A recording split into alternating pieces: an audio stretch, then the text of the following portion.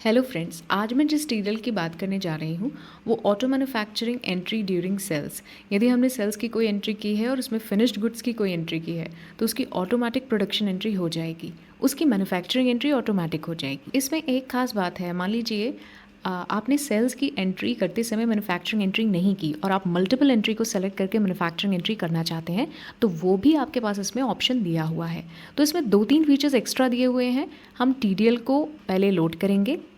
TDL को load करने के बाद आपको यहाँ पे वाउचर टाइप में एक ऑप्शन आएगा, सेल्स वाउचर टाइप। इसमें जाइए, यहाँ सेल्स वाउचर टाइप में देखें एक ऑप्शन आ रहा है इनेबल ऑटो मैन्युफैक्चरिंग एंट्री, और यहाँ पे मैन्युफैक्चरिंग जर्नल मैंने बनाया है, उसको इनेबल कर दिया। मैन्युफैक्चरिंग जर्नल मैंने यहाँ पे बना दिया और यहाँ पे इस ऑप्शन को मैंने इनेबल किया, यूज़ एज मैन्युफैक्चरिंग जर्नल। यहाँ करने के बाद, इस ऑप्शन को इनेबल करने के बाद कुछ मेरी एंट्री की हुई है, देखिए। अभी अगर यहाँ पे मुझे एंट्री करनी है तो मैं यहाँ से ऑप्शन बटन दबा सकती हूँ, पोस्ट मैन्युफैक्चरिंग एंट्री। जैसे मैं इसको क्लिक करूँगी मेरी मैन्युफैक्चरिंग एंट्री हो चुकी है। अभी अगर मैं इसके वापस मैन्युफैक्चरिंग एंट्री पोर्ट करूँगी तो वो एंट्री नहीं होगी, क्योंकि एक बार मैन्युफैक्चरिंग एंट्री किसी सेल्स के अगेंस्ट में हो गई तो उसकी वापस दोबारा मैन्युफैक्चरिंग एंट्री नहीं होगी। तो हुआ ऑल्टर मोड में, ठीक है। अब हम बात करते हैं क्रिएट मोड में। अभी क्रिएट मोड के अंदर मैं F8 में जाती हूँ तो एक और पार्टी ये ले लेती हूँ। यहाँ पे मैं ले लेती हूँ 1 जुलाई की एंट्री। 1 जुलाई को कर लेते हैं। कंप्यूटर के अंदर मैंने BOM सेट कर रखा है, ये एजुकेशन मोड है मेरा। तो जो भी मेरा आइटम यहाँ सेट किया है उसके हिसाब से मान लीजिए मैंने यहाँ पे 100 कंप्यूटर्स को सेल करती हूँ, ठीक है। बैच अगर इनेबल है तो बैच के हिसाब से ये अपने आप सेट हो जाएगा। 100 नहीं तो मैं यहाँ पे 200 कर लेती हूँ। 100 का ऑलरेडी पहले बना हुआ है।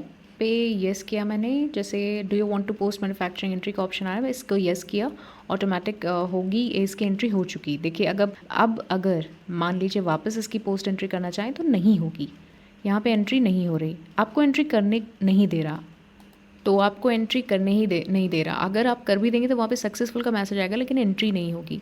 तो अभी मैंने ये एंट्री वापस रिमूव कर दी। मान लीजिए मुझे मल्टीपल एंट्री करनी है इस वाउचर की, और इस वाउचर मुझे मल्टीपल एंट्री करनी है तो मैंने क्रिएट मल्टी वाउचर्स पे क्लिक किया, एंटर मारा, ऑटोमेटिक देखिए इनकी एंट्री हो चुकी है। तो इस वाउचर की 100 की हो गई, इसकी 200 की हो गई और इसकी मान लीजिए 20 की हो गई। तो ऑटोमेटिक यहाँ पे सारी एंट्रीज़ हो चुकी हैं। अब मान लीजिए मैं वापस इन्हीं वाउचर्स को सेलेक्ट करती हूँ तो वापस मैन्युफैक्चरिंग एंट्री पर क्लिक करने पे ये मेरी एंट्री नहीं होगी, क्योंकि ऑलरेडी इसकी एंट्री हो चुकी। इसमें खास बात है जो मैंने इसमें अपडेट किया, नया फीचर इसमें दिया। मान लीजिए अगर आपने कोई जैसे मेरा ये कंप्यूटर प्रोडक्ट है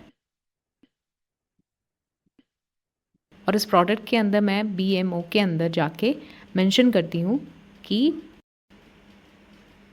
ये बाय प्रोडक्ट है, को प्रोडक्ट है, ये क्या है। तो अगर वो पूरी डिटेल्स मैं यहाँ मेंशन करती हूँ तो उसके हिसाब से जो एंट्री आनी चाहिए वो ऑटोमेटिक यहाँ पे अपडेट हो जाएगी। मान लीजिए ये मैंने बाय प्रोडक्ट और को प्रोडक्ट कर दिया और यहाँ पे मैंने इसकी डिटेल्स डाल दी हैं, जो कि मैंने डिटेल्स डाली हैं उसके हिसाब से ये एंट्री हो जाएगी। बाय प्रोडक्ट्स को प्रोडक्ट्स के हिसाब से पूरी डिटेल्स आ चुकी हैं। जो डिटेल्स यहाँ पे मैंने सबमिट किए उसके हिसाब से सारी डिटेल्स आ गई। अब यहाँ पे ये कंजम्पशन के कंपोनेंट्स में ना आके को प्रोडक्ट और स्क्रैप में सारी डिटेल्स आ रही हैं, क्योंकि मैंने यहाँ पे ये जो डिटेल्स डाली हैं उसके हिसाब से ही इनको मैंने मेंशन ही उसी तरीके से कर रखा। तो जिस तरह से जो आइटम जहाँ मेंशन है वो वहाँ पे आएगा। अभी वापस से इसको सही कर देते हैं। अब यहाँ पर मैं इन दोनों को कर देती हूँ कॉम्पोनेंट और यहाँ पर एक आइटम बना लेती हूँ, रैम स्क्रैप। वैसे इसको कंप्यूटर के अंदर ही हम बना लेते हैं रैम स्क्रैप। तो इसको बनाने के बाद में ही मान लीजिए मेन लोकेशन से ले लेगा बनाने के बाद, तो ये रैम स्क्रैप का 2 पीस जाएगा। अभी यहाँ पर मैंने इसको मेंशन किया, तो मेंशन करने के बाद में क्या होगा कि स्क्रैप के रिलेटेड एंट्री जो है वो इधर आ जाएगी।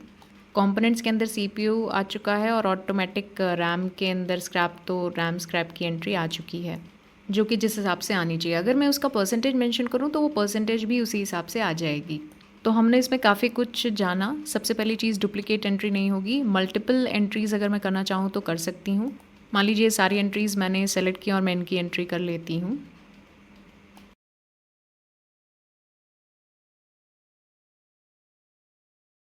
इस एंट्री को मैं वापस रिमूव कर देती हूँ। अभी इन दोनों को सेलेक्ट करके मान लीजिए वापस मल्टी लेवल एंट्री पे रख के इन दोनों को कर देती हूँ। तो इनकी देखिए एंट्री हो चुकी है। तो यहाँ मल्टीपल लेवल पे भी एंट्री हो जाएगी, सिंगल लेवल पे भी हो जाएगी, ऑल्टर मोड पे करना चाहेंगे तो उस पे भी हो जाएगी। तो कुल मिला के जैसे आप चाहेंगे वैसे आपकी एंट्री हो जाएगी। I hope you like this video. Thank you for watching.